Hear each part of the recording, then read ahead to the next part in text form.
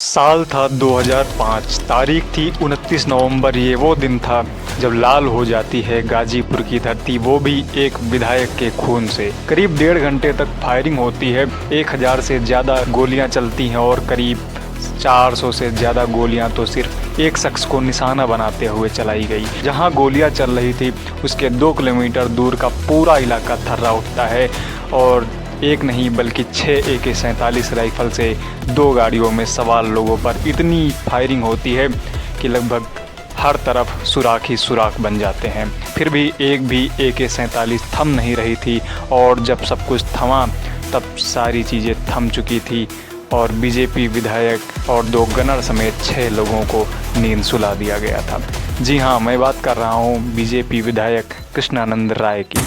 Video शुरू करने से पहले अगर आप चैनल पर नए आए हैं तो सब्सक्राइब ज़रूर कर लीजिएगा, क्योंकि मैं हर एक उस मुद्दे पर वीडियो बनाता हूं जिसको आपको जानना ज़रूरी हो जाता है। चलिए शुरू करते हैं। यूपी की राजनीति में तूफान सा आ जाता है, बाहुबलियों में खलबली सी मच जाती है और दहशत बैठ जाती है। खबरों की दुनिया में सिर्फ एक ही चर्चा होता है कि कृष्णानंद राय जैसे बाहुबली और लोकप्रिय विधायक को किसने मारा, और ये सच्ची कहानी है उस विधायक की जिसने पहली बार गैंगस्टर मुख्तार अंसारी की सियासत, व्यापार और दबंगई को चुनौती दी थी। पूर्वांचल के 5 जिले गाजीपुर, वाराणसी, मऊ, आजमगढ़ और बलिया तक ब्रजेश और मुख्तार के गैंग सक्रिय होते हैं। रेलवे के ठेके, जमीन पर कब्जे और बाजारों में वसूली को लेकर अक्सर दोनों गैंग में खूनी भिड़ंत होती रहती थी। 90 के दशक में भिड़ रहे ब्रजेश और मुख्तार गैंग के वर्चस्व की जंग को 1996 में राजनीतिक धार मिलती है, जब 1996 में मुख्तार अंसारी मऊ जिले के बहुजन समाज पार्टी के टिकट पर चुनाव लड़ता है और विधायक बन जाता है। अब वो सिर्फ गैंगस्टर और बाहुबली नहीं बल्कि बाहुबली विधायक बन जाता है। इसी के साथ उसके गैंग को पूर्वांचल में घोषित तौर पर राजनीतिक संरक्षण भी मिल जाता है। वहीं ब्रजेश को अब मुख्तार के मुकाबले के लिए सियासी सरपरस्त की ज़रूरत होती है। जहां मुख्तार को गाजीपुर में अगर सबसे पहले किसी ने चुनौती दी थी तो वो थे बीजेपी के दबंग विधायक कृष्णानंद राय।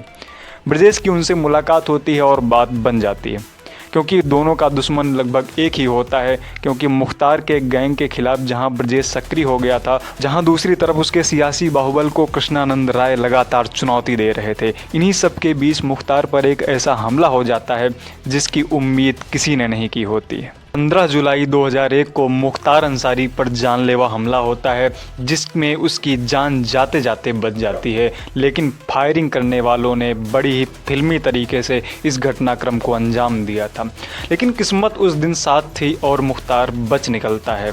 लेकिन इस हमले का अंजाम क्या होगा ये किसी ने नहीं सोचा था। 15 जुलाई 2001 को मुख्तार अपने काफिले के साथ निकलता है, लेकिन उसको शक हो जाता है कि मुखबिरी हो गई है।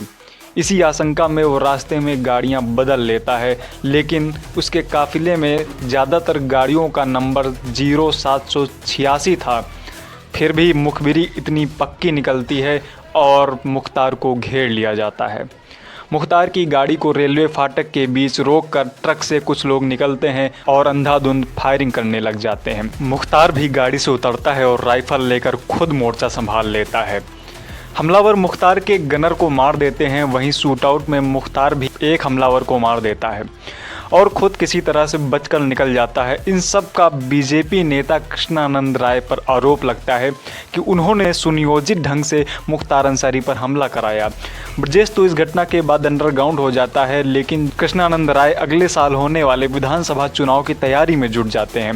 दरअसल कृष्णानंद राय निर्माण कार्यों का ठेका लिया करते थे और इसके बाद रियल एस्टेट के बिजनेस में भी आते हैं। ये वो समय था जब 1990 में गैंगस्टर मुख्तार को किसी ने चुनौती नहीं दी थी, लेकिन कृष्णानंद राय के आने के बाद पूर्वांचल के सियासी और सामाजिक समीकरण में अब बदलाव आने लग गए थे। तभी साल 2002 के विधानसभा चुनाव का समय आता है और इस बार ब्रजेश सिंह एक बार फिर पूर्वांचल लौटता है और इस बार वो और मुख्तार हर स्तर पर आमने सामने आ गए थे, क्योंकि ब्रजेश के संरक्षक और बाहुबली नेता कृष्णानंद राय ने मुख्तार के भाई अफजल के खिलाफ मोहम्मदाबाद सीट से पर्चा भर दिया था। वहीं चुनाव में गैंगस्टर ब्रजेश सिंह कृष्णानंद के चुनाव अभियान का भरपूर सहयोग दे रहे थे, समर्थन कर रहे थे। गाजीपुर की मोहम्मदाबाद सीट 2002 तक अंसारी परिवार के ही पास थी। वहीं कृष्णानंद ने मुख्तार के भाई और 5 बार विधायक अफजल अंसारी को 2002 के विधानसभा चुनाव में हरा दिया।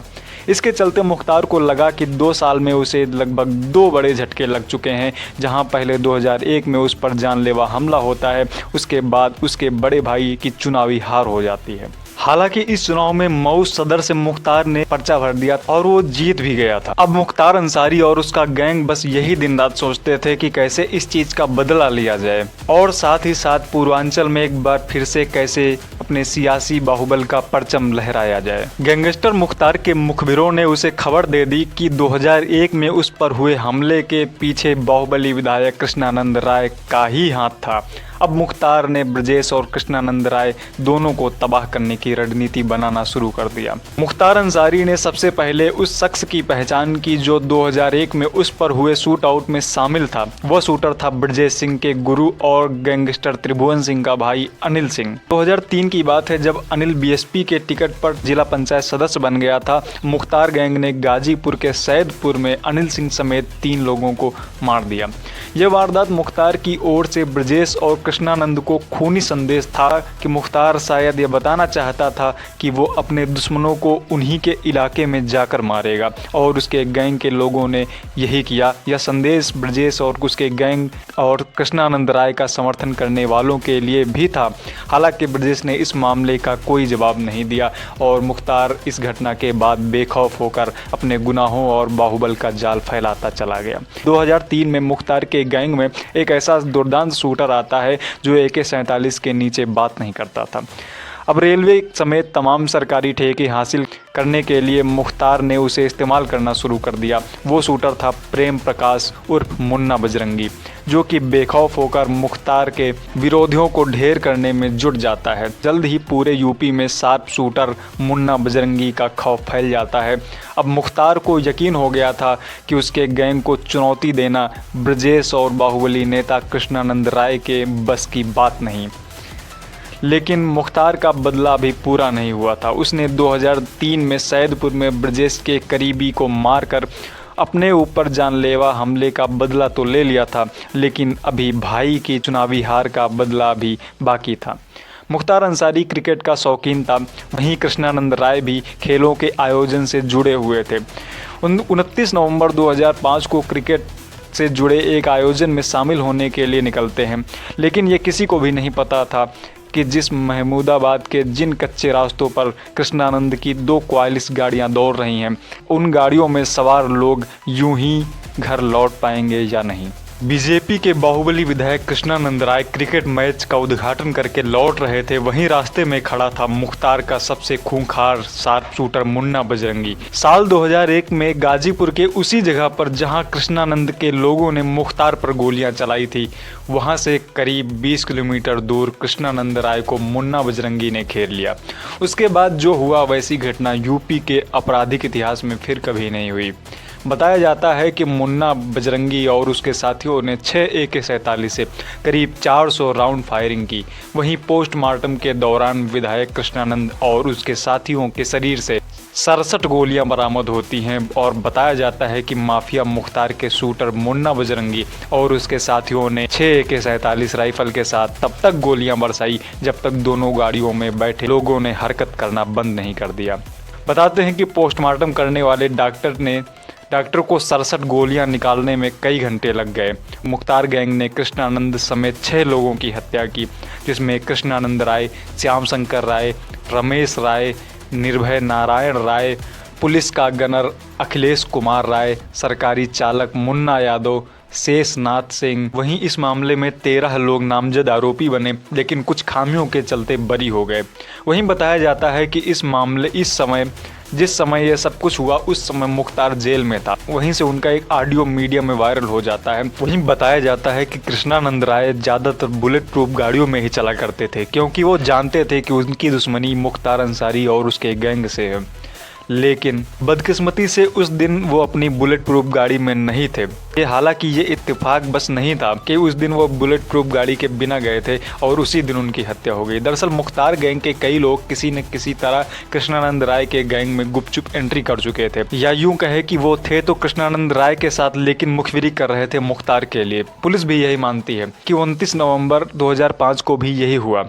कृष्णानंद राय के किसी करीबी ने मुख्तार के गैंग को ये खबर पहुंचा दी कि वो आज बुलेट प्रूफ गाड़ी के बिना ही गए हैं और बीजेपी के बाहुबली विधायक कृष्णानंद राय की हत्या हो जाती है।